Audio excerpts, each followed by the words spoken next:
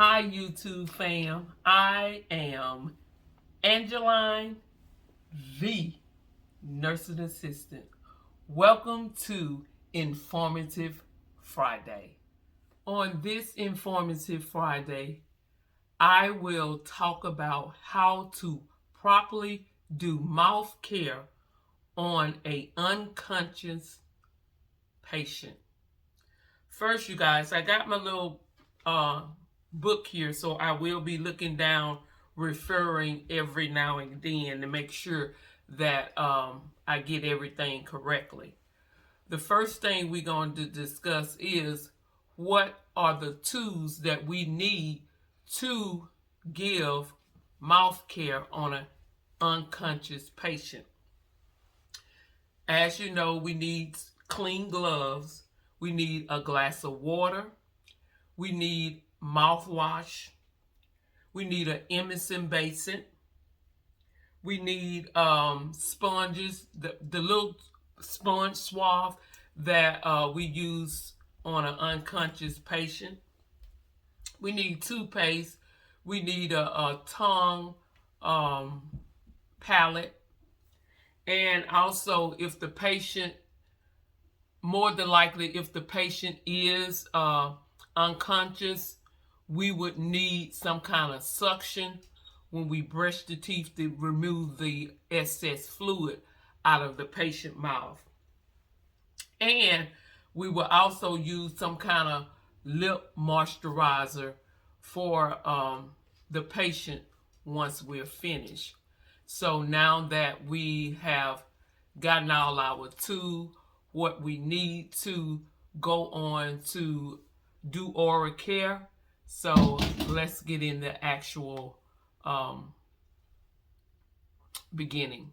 There are several components into doing oral care on a unconscious patient. One, we have already did one, and that is the equipment. So we got all the equipment. The next component is safety. You know, you guys, I always talk about safety. Safety always comes first in any procedure. You need to make sure the patient head is elevated, because you do not want to do oral care when the patient head is flat. The patient can aspirate on his secretion. So try to put the patient head up in maybe a 30-degree elevation. And also you will use a tongue blade to open the patient mouth, because you would never use your hand, because sometimes even though a patient is unconscious, their reflex may clap down on your hand. So even though you will wear gloves, you would never put your hand in an unconscious patient mouth. You have these tongue blades that you will use to open the patient mouth safely. So we must consider safety first in cleaning the patient mouth. Some unconscious patient, they cough, they have a gag kind of reflex. So all depending on your patient, you may have to wear other protection gear besides just your gloves. You may have to wear goggles. You may have to wear a mask. It all depends on your patient, because some patients do have a gag reflex and they may spit out fluid. So you have to be careful in that also. What you would do is you would gather all your equipment and put it on the bedside table. Make sure the suction machine is nearby so you would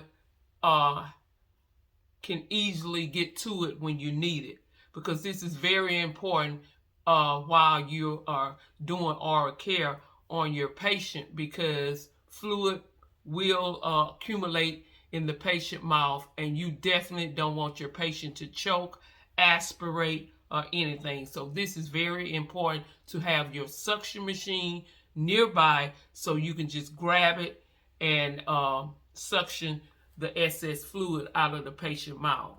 So once you gather all your material, you would then position your patient.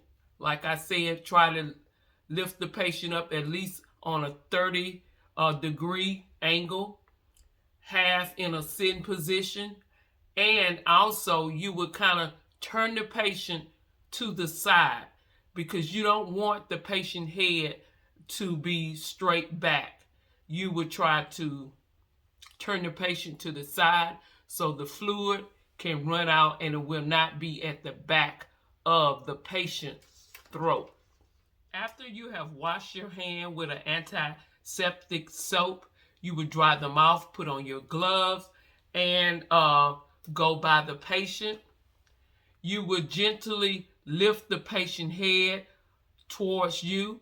You would use the tongue blade to gently open the patient mouth. At this time, you would take your toothbrush and you would clean the patient's teeth, their gum, and their tongue. Do not do it roughly, do it gently. And like I said before, do not put your hand in the patient's mouth, and you will suction as needed. And when you get through cleaning the patient mouth, also, I forgot to tell you guys, the basin, the eminent basin, you will also keep that eminent basin right under the patient mouth. Therefore, the drainage will go into the eminent basin. After you get through brushing the patient's teeth, you will use your swab at this time. You would stick your sponge swab into some water and you would take it and you would just swirl it in circular motion into the patient's mouth.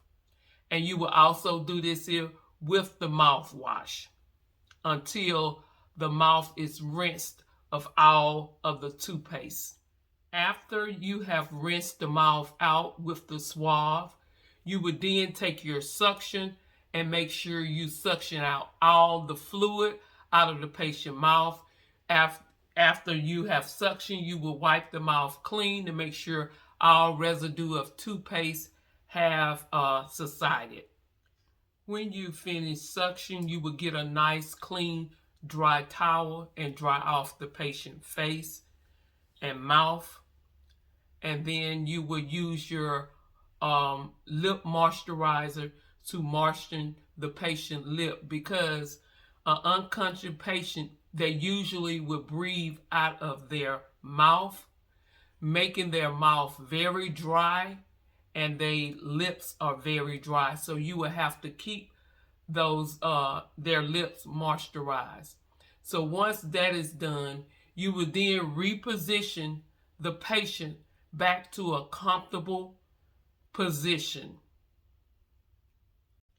You will let their bed rail up. Then you will dispose your glove in the garbage or